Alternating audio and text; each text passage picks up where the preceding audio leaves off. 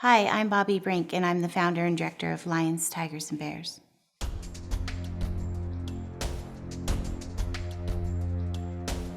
In 1990, I moved to Texas to open a restaurant, and while I was purchasing my restaurant equipment in the classified ads, I kept seeing lions, tigers, leopards for sale. And being the animal lover that I am, I wanted to go and check this out. And sure as sure, crawling around the mobile home floor, you could take home today, some for less than $200, tigers, lion, leopard. No license, no permit, no questions asked. So I started looking into this just a little bit further. And then you really see the exotic animal trade, especially in Texas.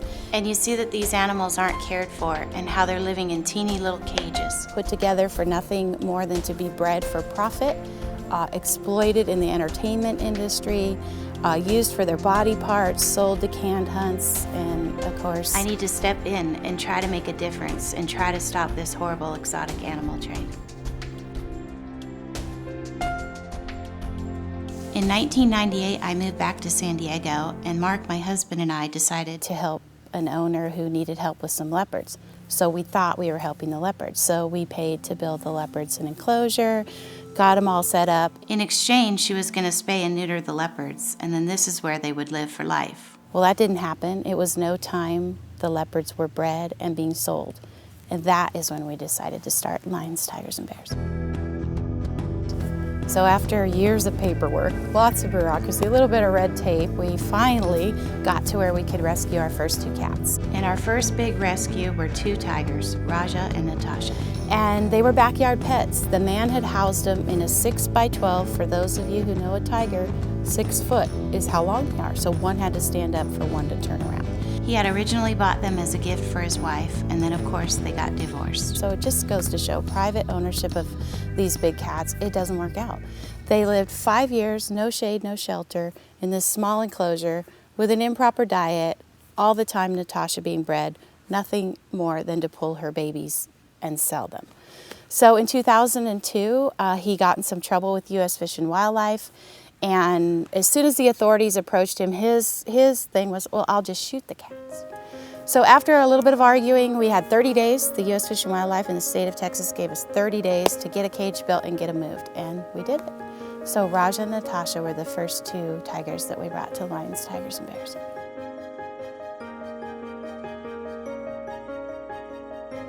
The animals that are lucky enough to live here at Lions, Tigers, and Bears, they go from living in deplorable conditions like Raja and Natasha in the 6x12, or constantly being bred, living in a 10x10 on a concrete floor, no sunshine, sometimes living in a basement or a garage, no proper medical care or proper diet, to living at Lions, Tigers, and Bears, where sometimes they get to touch the grass or the dirt for the first time, and they get to run and play and see the blue sky without a cage above them. They get proper diet, measured food, proper medical care, a lot of times the first dental work in their life or first vet to ever even look at it. So they are very spoiled once they get here to Lions, Tigers, and Bears, and we like to say they go from rags to riches.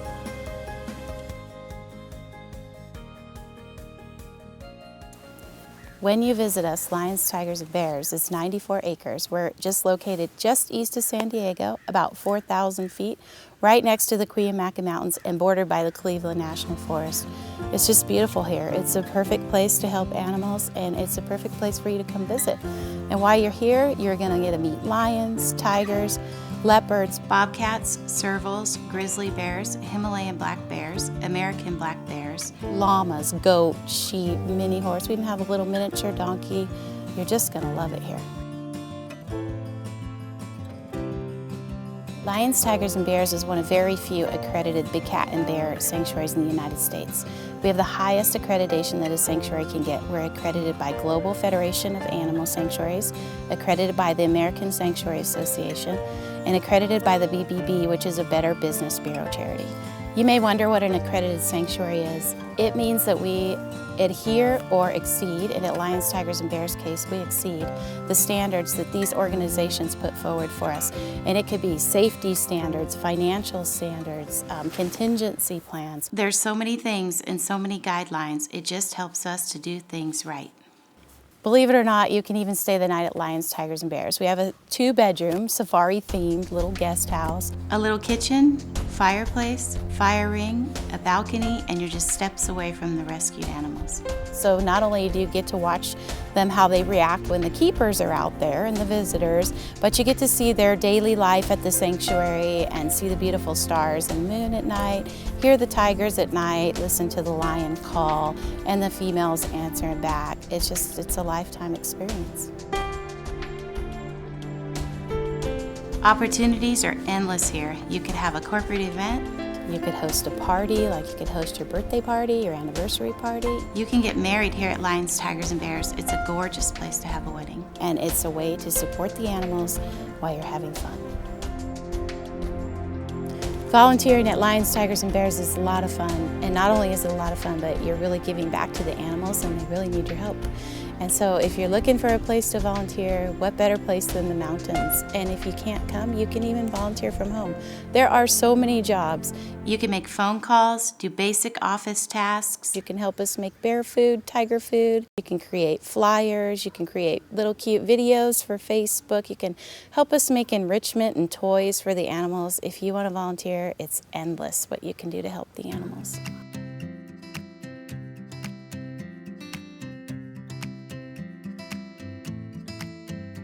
Our biggest need for funding here is to build more habitats. We have lots of unused, beautiful land that with a little bit of funding, we can build beautiful habitats while we're educating people and getting the legislation through to stop this exotic animal trade in our country.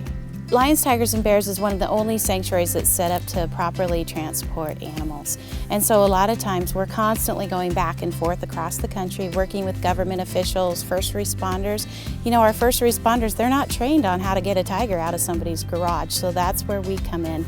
And a lot of times we have to build something to safely get the animal out, or we have to take a week or so to coax them into cage because they can't be darted. Every situation is a little bit different from the other. So we work all the way across the country from coast to coast, helping one animal at a time.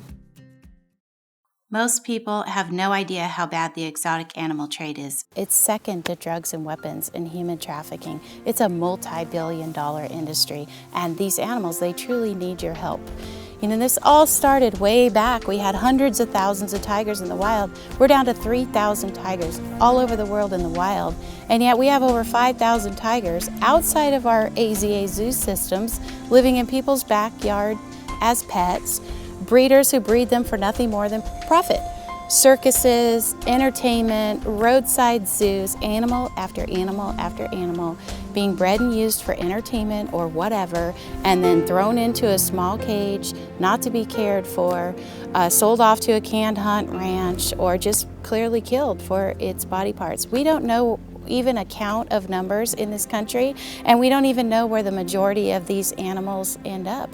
So we have a huge question to ask ourselves, and our children have a huge question to ask. Do we want to continue breeding lions, tigers, bears, and multiple other exotic species for nothing more for us to see them in cages and for sanctuaries to struggle to try to provide the largest, nicest, most natural habitat for them? It's a huge question, but our mission here is to help the captive animals that are in trouble, and there's hundreds of them.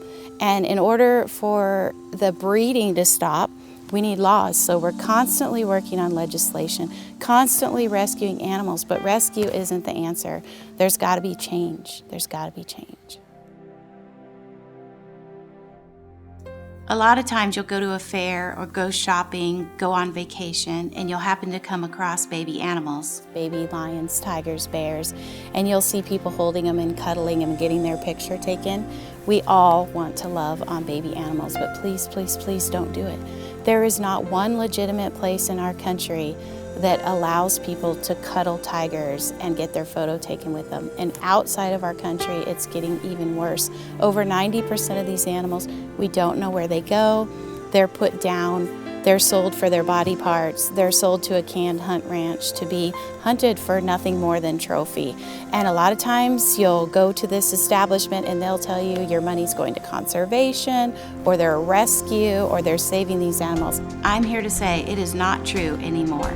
10 years ago, yes. Now, no. Please, please, please don't do it. If you'd like to follow us, know what we're doing, know which animals we're helping, you can just follow us on our website or Facebook.